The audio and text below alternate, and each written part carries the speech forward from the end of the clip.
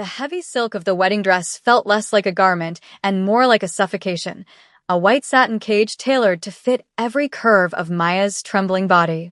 Standing before the oversized, frosted mirrors of the church's preparation room, she hardly recognized the woman staring back.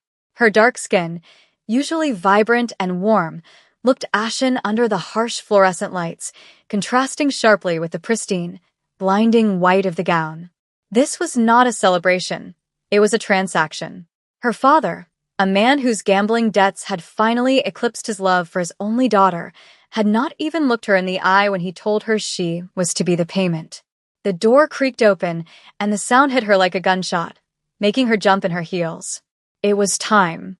The hallway leading to the sanctuary smelled of beeswax and old fear, a scent that seemed to cling to the velvet walls. As she walked, the train of her dress hissed against the floorboards, a sound like a snake following her toward her doom.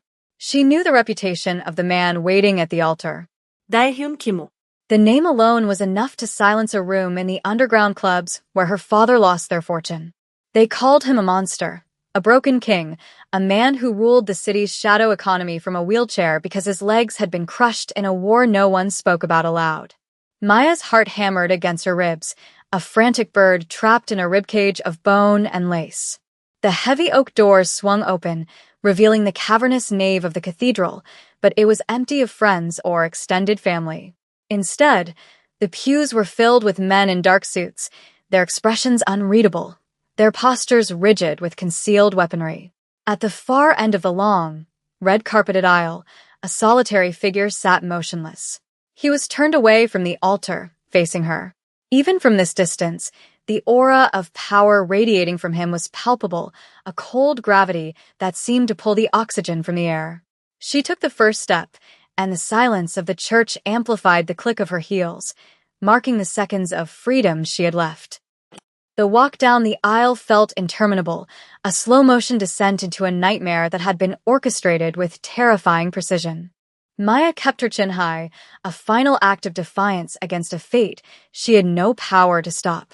As she drew closer, the details of her future husband came into sharp focus, shattering the vague, monstrous image she had constructed in her mind. Daehyun was older, perhaps in his late 30s or early 40s, with a face that looked as though it had been carved from cold marble. His hair was jet black, swept back with severe discipline, highlighting the sharp angles of his cheekbones and the jawline that was set in a permanent state of tension. But it was his eyes that stopped her breath, dark, abyssal, and utterly devoid of the warmth she had once dreamed of finding at an altar. He sat in a sleek, titanium wheelchair that looked more like a throne than a medical device, his hands resting calmly on his lap. Those hands were scarred, the knuckles rough, a stark contrast to the immaculate cut of his bespoke tuxedo. When she finally reached the altar, the air between them crackled with an electricity that made the fine hairs on her arms stand up. She expected him to look at her with hunger or possessiveness, the way men often looked at things they had bought. Instead, his gaze was clinical, assessing her as one might assess a structural vulnerability in a building.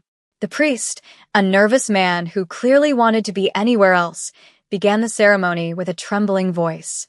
Maya could feel the weight of the men in the pews behind her, hundreds of eyes boring into her back, but her world had narrowed to the man in the chair. When it came time to exchange rings, the power dynamic shifted physically in a way that jarred her. She had to bend down to him. It was a moment of forced intimacy, her white dress pooling around her as she lowered herself to his level. He reached out and for the first time, skin touched skin. His hand was shockingly cold, but his grip was steady, controlled, and gentle in a way that terrified her more than violence would have. He slid the heavy diamond onto her finger, his eyes never leaving hers, and in that silent exchange, she realized that he wasn't just marrying her. He was acquiring her soul. The transition from the sacred silence of the church to the armored reality of his life was abrupt and jarring. There was no reception, no cake, no first dance. As soon as the priest muttered the final blessing, Daehyun signaled to his men with a subtle twitch of his finger, and the machinery of his organization sprang into motion. They were ushered out a side door into the relentless gray drizzle of the city, where a convoy of black SUVs waited like a hearse procession. Maya stood by the open door of the lead vehicle, unsure of protocol. She watched as two of his hulking bodyguards moved to lift Dae-hyun from his chair into the car, but he stopped them with a sharp, guttural command in Korean. With a grit of his teeth that made a vein pulse in his temple, he maneuvered himself, using incredible upper body strength to transfer his weight from the chair to the leather seat of the car. It was a display of raw, stubborn independence that hinted at the violence of his pride. Maya climbed in beside him, the heavy door thudding shut and sealing them in a vacuum of silence and leather. The tinted windows turned the city outside into a ghost town. For a long time, neither of them spoke. The car hummed smoothly over the asphalt, the rain streaking the glass like tears. She sat pressed against the door, trying to make herself as small as possible, terrified that any movement might provoke him. Dae-hyun stared straight ahead, his profile illuminated by the passing streetlights. The scent of him, expensive cologne, tobacco, and something metallic like rain on pavement, filled the enclosed space. "You are trembling," he said suddenly. His voice was deep, textured like gravel, and completely devoid of mockery. It wasn't a question. It was an observation. Maya clenched her hands in her lap, her knuckles turning white. "I don't know what you expect of me," she whispered, her voice barely audible over the hum of the engine. He turned his head slowly, the movement mechanical and deliberate. "I expect you to survive," he said, his eyes catching the light. "That is the only thing that matters in my house. Survival." The cryptic nature of the statement sent a fresh wave of ice through her veins. He wasn't talking about domestic duties. He was warning her. The convoy wound its way up the winding roads toward the cliffs overlooking the city, leaving the urban sprawl behind for the isolated opulence of the coastline. The estate that came into view was not the Gothic mansion she had imagined, but a sprawling, modernist fortress of glass, steel, and concrete that seemed to hang precariously over the ocean. It was beautiful, cold, and imposing, much like its owner. As the gates parted and the car pulled into the circular driveway, Maya saw the extent of the security. Cameras on every corner, armed guards patrolling the perimeter with military precision. This wasn't just a home, it was a stronghold. The driver opened the door, and the rain had stopped, leaving the air crisp and salty. She stepped out, her dress heavy and damp at the hem, and watched as the guards assembled Dae-hyun's chair. Once he was settled, he moved with practiced speed toward the massive front doors, expecting her to follow. Inside, the house was a cavern of minimalism. The floors were polished concrete, the walls adorned with abstract art that looked like violent slashes of paint on canvas. It was devoid of warmth, devoid of life. He led her, or rather, she followed the hum of his electric motor, through the main hall toward a private elevator. The staff they passed bowed low, eyes averted, terrified to even look at their master. The silence in the house was heavier than it had been in the car. Inside the elevator, as the numbers climbed, the air grew thin. They stepped out into a penthouse level that spanned the entire top floor. The view was breathtaking, a panoramic expanse of the dark ocean crashing against the rocks below, but Maya couldn't focus on the scenery. She was trapped in the sky with a man she knew only by his bloody reputation. Dae-hyun wheeled himself to a sideboard and poured a glass of amber liquid, his movements precise. "This is where we live," he said, turning to face her. "No guards come up here, unless I call them. There are no cameras on this floor." He took a sip of his drink, watching her. "You are wondering why you are here.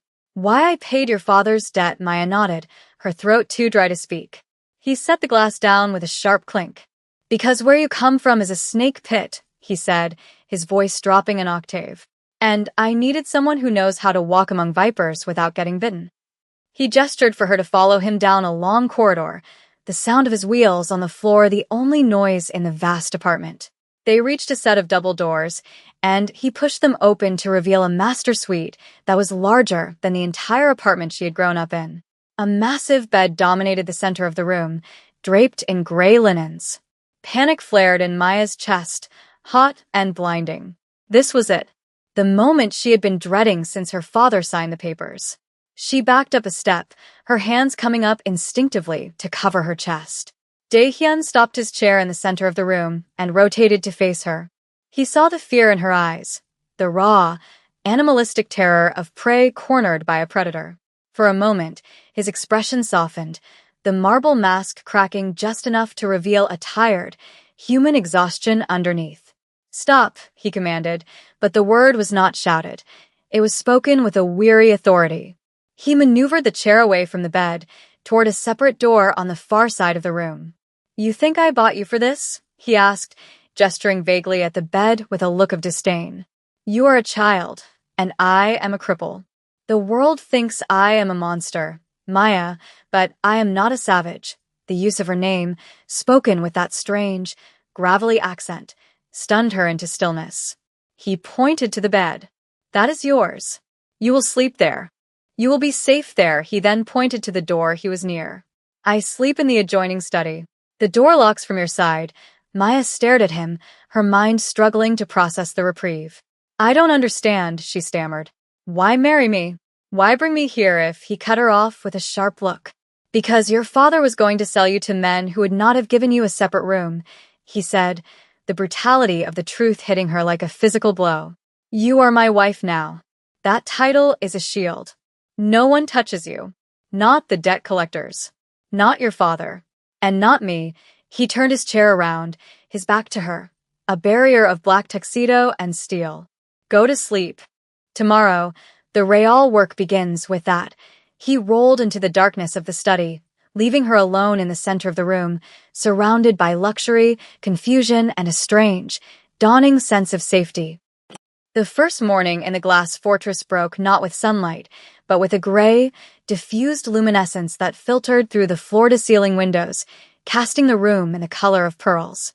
Maya woke with a start, her heart thumping against the high-thread count sheets, momentarily disoriented by the vastness of the bed and the unfamiliar silence. The events of the previous day, the church, the contract, the wheelchair, the gunmetal eyes of her husband, rushed back to her in a dizzying wave. She sat up, clutching the duvet to her chest, half expecting Dae-hyun to be watching her from the shadows, but the room was empty. The door to his study was closed. She rose, her bare feet sinking into the plush carpet, and found a wardrobe that had been stocked overnight. It was filled with clothes that fit her perfectly, silks in jewel tones, tailored trousers, cashmere sweaters. It was a wardrobe designed for a woman of power, not a trophy wife. She dressed in a simple, elegant navy dress that felt like armor and ventured out into the main living area. Dae-hyun was there, positioned by the window overlooking the churning sea, a tablet balanced on his lap and an earpiece in his ear. He was speaking low, rapid-fire Korean, his hand slicing the air with sharp, decisive gestures. When he sensed her presence, the conversation cut off instantly. He pulled the earpiece out and turned his chair, the motor humming softly. He looked tired, the shadows beneath his eyes darker than before, but his gaze swept over her with an intensity that made her skin prickle. "You slept," he stated, his voice raspy with morning disuse. On the table in front of him was a breakfast spread, fruits, pastries, and strong coffee. "Sit. Eat." "We have much to discuss." Maya sat opposite him, the marble table feeling like a continental divide. "You said last night that I had to work," she said, pouring coffee with a steady hand despite her nerves. "What work does a mafia boss have for a girl who has only ever known debt?"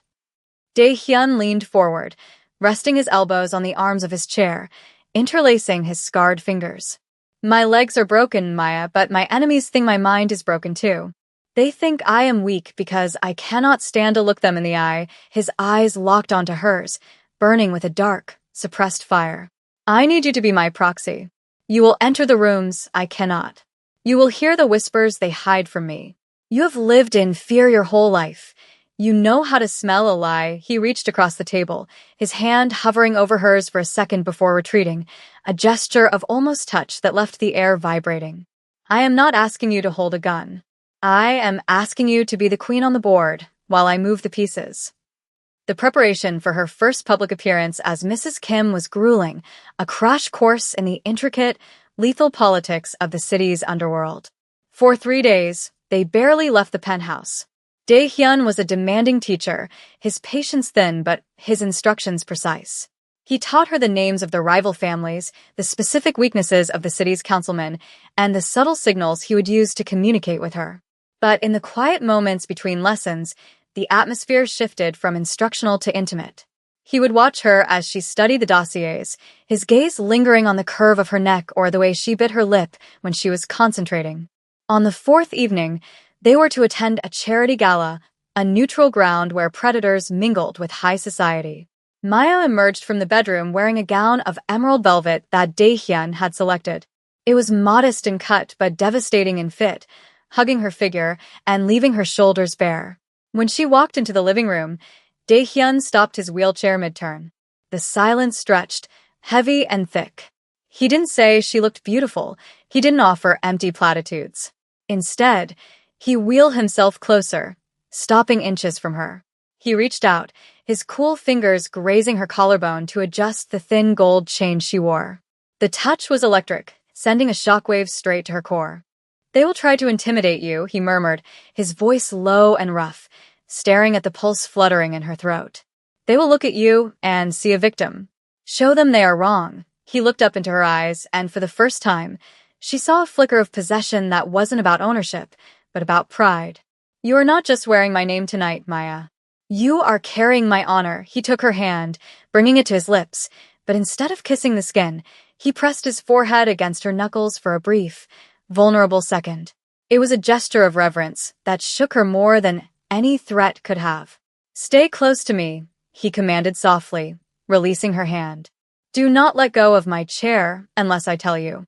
The gala was a sensory overload of crystal chandeliers, orchestral music, and the cloying scent of expensive perfume masking the smell of corruption. The moment they entered the ballroom, the conversation died. Hundreds of eyes turned to them. The crippled king and his young, stunning bride. Maya felt the weight of the stairs, but she remembered Daehyun's words. She placed a hand on his shoulder, standing beside his chair like a sentinel. She could feel the tension in his muscles under the tuxedo jacket. He was coiled, ready to strike if necessary. They moved through the crowd, Daehyun navigating the clusters of people with cold efficiency. Then a man approached, tall, broad, with a smile that didn't reach his shark-like eyes. It was Kong, a rival territory boss who had been encroaching on Daehyun's ports.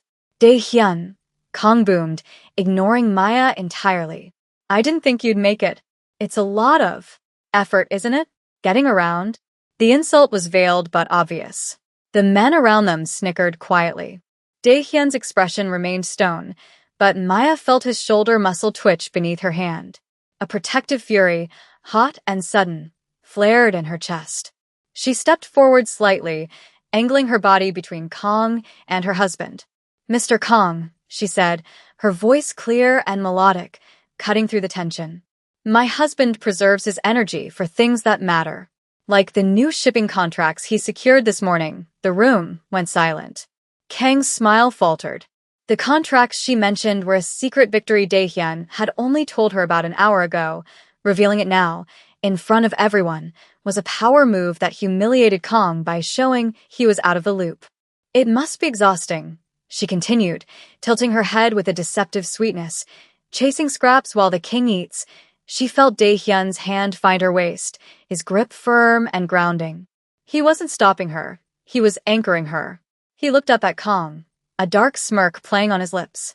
"My wife has a sharp tongue," Daehyun said smoothly. "I suggest you don't cut yourself on it." As they moved away, leaving Kong fuming, Daehyun's hand slid from her waist to her hand, interlacing their fingers tightly. He didn't let go for the rest of the night. The ride home was silent, but it was a comfortable, charged silence. The rain had started again, drumming rhythmically against the roof of the SUV. Maya sat closer to him this time, their thighs brushing with the sway of the car. The adrenaline of the confrontation was fading, leaving behind a raw, trembling awareness of the man beside her. When they arrived back at the penthouse, the staff had already retired. The lights were dimmed to a low, amber glow. Daehyun wheeled himself into the living room and stopped, exhaling a long, shuddering breath. He began to loosen his tie, his movements stiffer than usual. Maya realized with a pang of guilt that the night had taken a physical toll on him. Holding himself upright in the chair for hours, maintaining the facade of invulnerability, caused him pain he refused to show. Without thinking, she moved to him. "Let me," she whispered, her hands brushing his aside. He froze, his eyes widening slightly as she undid the knot of his tie and slid the silk from around his neck. She didn't stop there. She moved behind him, helping him shrug out of the tight tuxedo jacket. As the heavy fabric fell away, she saw the tension in his shoulders, the way his muscles were knotted from stress. She hesitated, then placed her hands on his traps, her thumbs digging into the hard muscle. Dae-hyun groaned, a low, guttural sound that seemed to vibrate through his chest. He didn't pull away. He leaned back into her touch, his head falling back against her stomach. It was an intimacy far greater than sex. It was a surrender. "You were magnificent tonight," he murmured, his eyes closed, his guard completely down. "No one has ever defended me like that." Maya moved her hands to his temples, massaging gently. "You don't need defending," she said softly. "But I wanted to." He reached up, capturing her hand and pulling it down to his lips. This time, he kissed her palm, his lips warm and lingering. "I have spent 10 years building walls to keep people out," he whispered against her skin. "I did not expect you to climb them so easily." Days turned into weeks, and the boundaries between duty and desire began to blur into non-existence. The penthouse ceased to be a cage and became a sanctuary where the rest of the world couldn't touch them. They developed a rhythm. Mornings spent strategizing over coffee, evenings spent reading or listening to jazz records that Dae-hyun collected. The romance that grew between them was quiet, woven into the fabric of survival. It was in the way he would wheel into the kitchen just to watch her cook, or the way she would drape a blanket over his legs when he fell asleep working late. But the peace was fragile. One evening, a storm was battering the coast, shaking the glass walls of the house. Dae-hyun was agitated, pacing, rolling, back and forth, checking his phone repeatedly. "What is it?" Maya asked, looking up from her book. Before he could answer, the security alarms blared, a piercing shriek that shattered the calm. The lights cut out, plunging the apartment into darkness. "Get down." She saw a figure flanking him from the shadows near the kitchen, raising a weapon while Dae-hyun was engaged with the others. Fear was gone, replaced by a cold, crystalline clarity. She grabbed a heavy marble bust from the pedestal beside her and hurled it with all her strength. It struck the gunman in the shoulder, throwing his aim off just as he fired. The bullet shattered a window instead of finding Dae-hyun's heart. Dae-hyun whipped around, saw the threat, and finished it with a single shot. Silence fell, heavy and smelling of cordite. The emergency lights flickered on, bathing the room in red. Dae-hyun wheeled toward her, his face pale, his eyes wide with a mixture of terror and rage. He didn't check the bodies, he checked her. He grabbed her face with both hands, his gun clattering to the floor. "I told you to run," he rasped, his voice shaking. "Why didn't you run?" Maya gripped his wrists, her own hands trembling. "Because you were here," she said, the truth of it hitting them both at once. "I'm not leaving you, Dae-hyun. Not ever." The aftermath of the attack changed everything. The breach had been orchestrated by a traitor in his inner circle, a man Dae-hyun had trusted for years. The betrayal hardened him to the outside world, but it shattered the last of his defenses with Maya. That night, after the police had been paid off and the bodies removed, the house was quiet again, but the air was charged with a new, undeniable reality. They were in the master bedroom. Dae-hyun had refused to let her out of his sight. He sat by the edge of the bed, the gun back within reach, but his focus was entirely on her. He looked at her as if he was seeing her for the first time, not as a debt payment, not as a wife, but as the only thing in the world that mattered. "I thought I was saving you," he said quietly, the confession hanging in the air. "When I paid your father, I told myself I was just acquiring an asset. A clean slate." He wheeled closer, trapping her between his knees. But that was a lie. He reached into his pocket and pulled out a small, worn photograph. He handed it to her. It was a picture of her, taken 3 years ago, walking out of a library in the rain. Maya stared at it, shocked. "You knew me," she whispered. "I saw you once," he admitted, his voice rough with emotion. "You were reading poetry in a park while your father was losing his life savings in my casino. You looked so defiant, So alive. I've been watching you ever since, ensuring no other debt collector touched you. He took the photo back and tossed it aside, reaching for her hands. I didn't marry you to settle a debt, Maya. I created the debt so I could marry you. The revelation should have been terrifying. The depth of his obsession, the manipulation. But looking at him now, seeing the raw need in his eyes, she only felt seen. She stepped between his knees, closing the distance, and placed her hands on his chest, feeling the frantic beat of his heart. Then you made a good investment, she whispered, leaning down. Dae-hyun let out a ragged breath and pulled her down to him, his mouth crashing onto hers. It was a kiss of starvation, of years of watching and wanting, a claiming that went deeper than any ring. He wasn't just the monster in the chair anymore. He was her monster. And as she kissed him back, tasting the danger and the devotion on his lips, she knew that the girl in the white dress was gone. In her place was a queen who had found her king in the ruins of a broken world.